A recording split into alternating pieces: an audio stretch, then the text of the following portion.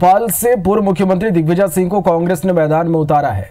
इधर भोपाल से ही शिवराज सिंह चौहान का नाम लगभग तय माना जा रहा है। आज दिल्ली में केंद्रीय चुनाव समिति की बैठक में शिवराज के नाम पर मुहर लग सकती है। तो इस वक्त ये बड़ी खबर है, जहां पर भोपाल से पूर्व मुख्यमंत्री दिग्विजय सिंह को कांग्रेस ने मैदान में उतारा है। तो अब भोपाल से ये खबर है, जहां पर भोपाल लोकसभा सीट से शिवराज सिंह चौहान का नाम लगभग तय माना जा रहा है। आज दिल्ली में केंद्रीय चुनाव समिति की बैठक में शिवराज के नाम पर मुहर लग सकती है। तो भोपाल लोकसभा सीट पर दो पूर्व सीएम आमने सामने होंगे।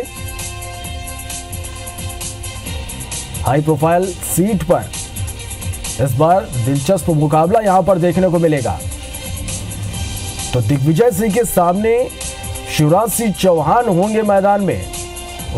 शिवराज सिंह चौहान का नाम लगभग तय माना जा रहा है और केंद्रीय चुनाव समिति की बैठक में शिवराज के नाम पर मुहर आज लग सकती है। तो एक तरफ कांग्रेस ने पूर्व मुख्यमंत्री दिग्विजय सिंह को मैदान में उतारा है, तो वहीं दूसरी ओर अब खबर यह है कि बीजेपी ने शिवराज सिंह चौहान के नाम पर अंतिम मुहर लगा दी है। लगभग उनका नाम तय माना जा रहा है।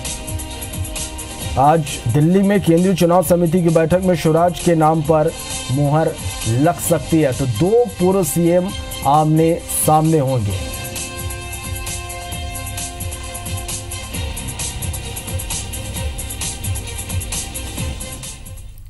तो भोपाल लोकसभा सीट पर दो सीएम आमने सामने होंगे। किस तरह से यहां पर मुकाबला देखने को मिलेगा, जानने के लिए सीधा रुख कर लेते हैं भोपाल का। सुधीर दंदोतिया हमारे साथ सीधे जुड़े हैं। सुधीर, एक तरफ दिग्विजय सिंह के नाम फाइनल होने के बाद अब शिवराज सिंह चौहान का नाम भी लगभग तय माना जा रहा है। यदि तय है तो सबसे पहला सवाल यही कि कब तक इसकी घोषणा हो सकती है?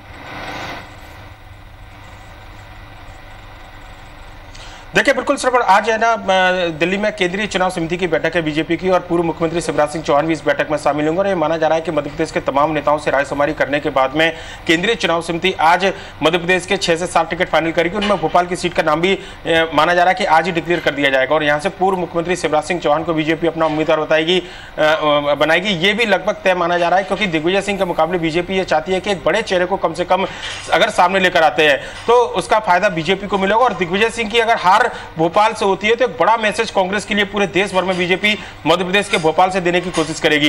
ये जताने की कोशिश की जाएगी कि दिग्विजय सिंह अब जनाधार वाले नेता नहीं बचे हैं, क्योंकि ये चुनाव बीजेपी और आरएसएस के लिए काफी अहम माना जा रहा है। दिग्विजय सिंह देश में वो नेता है जो कि आरएसएस पर सबसे ज्यादा हमला करने वाले नेताओं में शुमार होते हैं। और आरएसएस को लेकर अगर प्रतिबंध को लेकर शुरुआत से कोई नेता बात करता रहा है तो वो पूर्व मुख्यमंत्री दिग्विजय सिंह ही है। ऐसे में आरएसएस यहां पर यह चाहता है कि शिवराज सिंह चौहान चुनाव लड़े और दिग्विजय सिंह को करारी शिकस्त दें। इसके मद्देनजर ही शिवराज सिंह चौहान का पूरा नाम सामने निकल कर आया। कल प्रदेश अध्यक्ष राकेश सिंह के साथ शिवराज सिंह चौहान बैठे थे, उस समय केंद्रीय नेताओं से चर्चा हुई थी और उसके बाद ये लगभग तय हो गया था कि शिवराज सिंह चौहान ही भोपाल से बीजेपी का उम्मीदवार होंगे। और इसी के साथ अगर बात करें श्रवण, तो दिग्विजय सिंह का नाम का ऐलान जब किया गया था तो पूरे देश भर में भोपाल की सीट चर्चा में आई थी। और शिवराज सिंह चौहान अगर यहां से मैदान में उतारे जाते हैं तो पूरे देश की सबसे ज्यादा चर्चित सीट जो है वो भोपाल लोकसभा होगी। पूरे देश का केंद्र जो है कहीं ना कहीं चुनावों को लेकर भोपाल ही रहेगा। ऐसे में बीजेपी और कांग्रेस दोनों की ओर से यहां पर पूरा दमखम दिखाई देने की संभावना है। आज केंद्रीय चुनाव समिति में कुछ नाम फाइनल होंगे। इनमें भोपाल के अलावा ग्वालियर माना जा रहा है कि ग्वालियर में से नाम फाइनल कर सकती है बीजेपी। इसके अलावा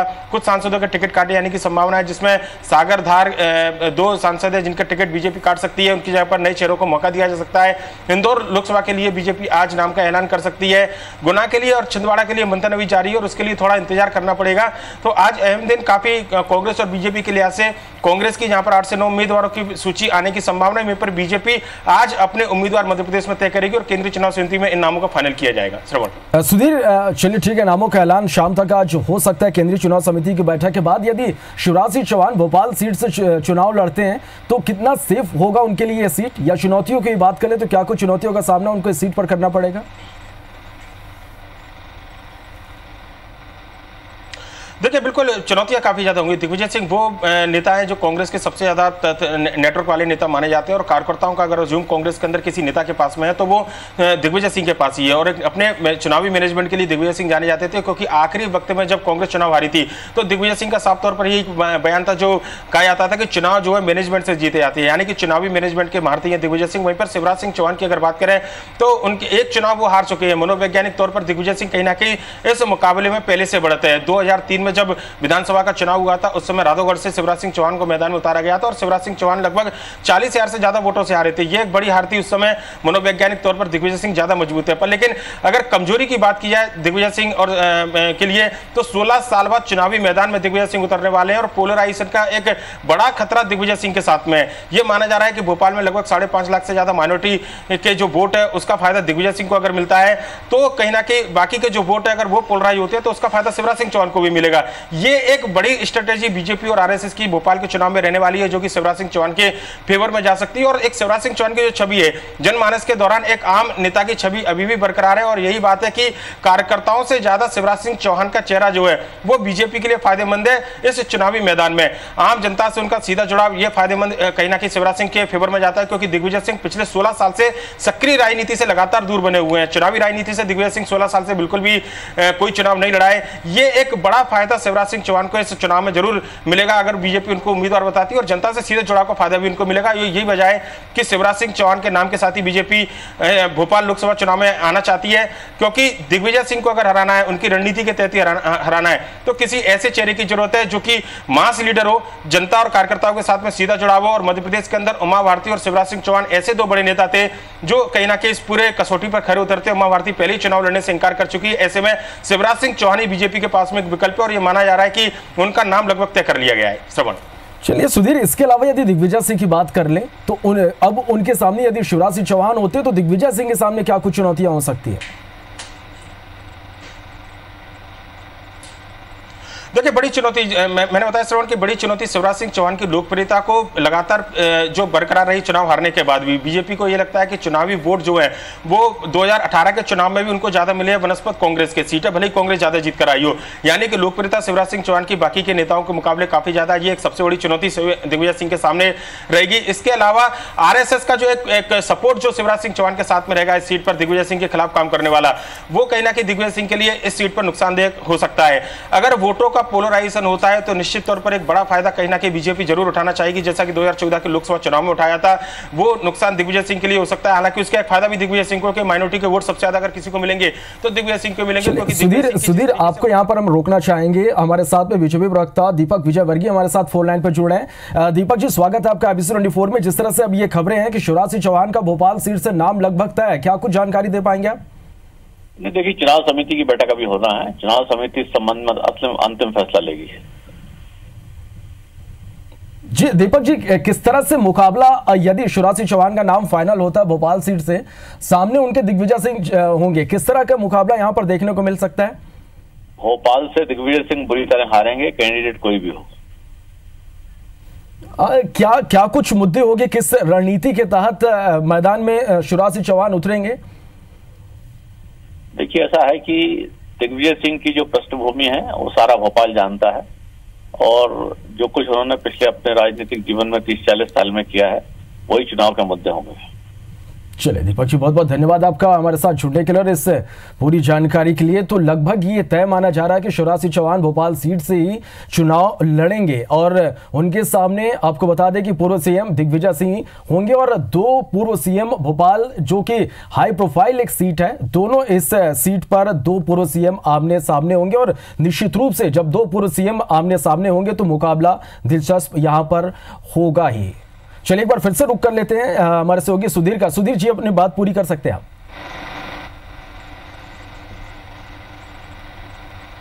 बिल्कुल, देखिए एक बात हमने अगर गौर से सुनी हो श्रवण, तो दीपक विजयवर्गीय का सीधे तौर पर यह कहना था कि दिग्विजय सिंह के जो बयानबाजी पिछले कई सालों से रही है वो एक प्रमुख मुद्दा चुनाव में रहेगा। निश्चित तौर पर दिग्विजय सिंह के जो पुराने जो बयान है उनको कहीं ना कहीं बीजेपी बाहर लाने का काम करेगी, गड़े मुर्दे यहाँ पर उखाड़े जाएंगे और सीधे तौर पर दिग्विजय सिंह को जो छवि है, जो डेंट लगातार बीजेपी उनकी छवि पर लगाती रही है, वो फिर से लगाने की कोशिश यहाँ पर होगी। सबसे बड़ा मुद्दा दिग्विजय सिंह की बयानबाजी भोपाल चुनाव को रहने वाला है, ये बीजेपी बिल्कुल साफ कर चुकी है और ऐसे में आरएसएस जरूर ये चाहेगा कि उनकी जो एक हिंदू विरोधी छवि जो दिग्विजय सिंह की बनाने की कोशिश कहीं ना कहीं बीजेपी ने की थी, उसका फायदा कम से कम पोलराइजेशन के जरिए, वोटों के पोलराइजेशन के जरिए बीजेपी को मिले, ये बात होगी। हालांकि दिग्विजय सिंह नर्मदा परिक्रमा करने के बाद में अपनी सॉफ्ट हिंदुत्व की छवि को उभार कर सामने लाए और यही वजह है कि लगातार वो हिंदुत्व के मामले में बीजेपी और आरएसएस के नेताओं को चैलेंज करते रहे हैं कि अगर कोई उनसे बड़ा हिंदू है तो नर्मदा परिक्रमा करके दिखाए। ये बात दिग्विजय सिंह के फेवर में जाती है। तो चुनावी मुकाबला खड़ा होगा। स्ट्रेटेजी भोपाल के लिए बीजेपी और कांग्रेस को नए सिरे से तैयार करनी होगी। कांग्रेस को जहां माइनॉरिटी वोट के साथ में जो बहुसंख्यक वोट है, लगभग 15.5 लाख से ज्यादा की जो आबादी है, उस वोट में से एक बड़ा तबका अपने साथ में जोड़ना होगा। दिग्विजय सिंह के साथ ये क्षेत्रीय समीकरण या जातिगत समीकरण की अगर बात करें तो भोपाल उनके प्रभाव वाला क्षेत्र माना जाता है, और ये माना जा रहा है कि दिग्विजय सिंह अगर भोपाल से लड़ते हैं तो ओबीसी का कुछ वोट अगर शिवराज सिंह चौहान मैदान में नहीं होते तो दिग्विजय सिंह। सुधीर, आपको यहां पर हम रोकना चाहेंगे और इस बीच हमारे साथ कांग्रेस प्रवक्ता सैयद जाफर हमारे साथ फोन लाइन पर जुड़े हैं। सैयद जी, स्वागत है आपका एबीसी 24 में। जिस तरह से ये कहा जा रहा है कि अब दिग्विजय सिंह के सामने शिवराज सिंह चौहान का नाम लगभग तय माना जा रहा है, किस तरह से देखते हैं आप? देखिए, मैंने कल भी ये बात कही थी कि दिग्विजय सिंह जी एक बड़ा नाम है, और स्वाभाविक है कि जब वो बड़ा नाम है तो भारतीय जनता पार्टी भी उनके कद के हिसाब से प्रत्याशी को खड़ा करेगी। सवाल यहाँ पर ये उठता है कि जो लगातार भारतीय जनता पार्टी की परंपरागत सीट रही हैं, उन सीटों में जैसे हम पिछली बार हम भोपाल की अगर बात करें तो हम लगभग 3.5 लाख से अधिक मतों से हम यहाँ पे पराजित हुए थे। आज अगर उस सीट पे हम कड़ा मुकाबला देने की स्थिति में आ गए हैं तो यही हमारी जीत की शुरुआत है। जी, जिस तरह से देखा जाए तो 2003 के विधानसभा चुनाव में दोनों पूर्व जो सीएम है वो आमने सामने थे और दिग्विजय सिंह की एक बड़ी जीत यहां पर मिली थी, तो कहीं ना कहीं वो जो एक उस समय जो स्थिति बनी थी वो इस तरह की स्थिति इस बार भी देखने को मिल सकती है। देखिए, मैं बार बार लोगों से कह रहा हूं कि चुनाव बड़ा संघर्षपूर्ण होगा, पलट कांटे का टक्कर वाला चुनाव होगा और अंत में कांग्रेस की विजय होगी। जी सैयद जी, ऐसे कौन से मुद्दे होंगे जिनमें शिवराज सिंह चौहान को घेरा जाएगा यहाँ भोपाल सीट से? देखिए, बहुत सारे मुद्दे हैं। ये जो चुनाव है, इस चुनाव का तरीका अलग होगा। ये राष्ट्रीय मुद्दों पर भी चुनाव आधारित चुनाव होगा, ये प्रदेश के स्तर के मुद्दे पर भी चुनाव होगा, और स्थानीय स्तर के भी इसका कुछ ना कुछ असर जरूर डालेगा। जहां तक हम राष्ट्रीय मुद्दों की बात करते हैं, नरेंद्र मोदी जी ने पिछले बार जो 15 लाख रुपए देने की बात की थी, जो रोजगार देने की बात की थी, जो उद्योगों को बढ़ावा देने की बात की थी, और जिस प्रकार से उन्होंने अपने आप को स्थापित किया था, देखिए इसमें कोई दो राय नहीं है कि पिछले बार लोकसभा चुनाव के दौरान जनता ने मोदी जी पर भरोसा किया था। ये हमें सच्चाई को स्वीकार करनी पड़ेगी कि जिस प्रकार से मोदी जी ने अपनी बातें की थी, अपना भ्रम फैलाया था, जिस प्रकार से उन्होंने गुमराह किया था, लोग ने उन पर भरोसा किया था।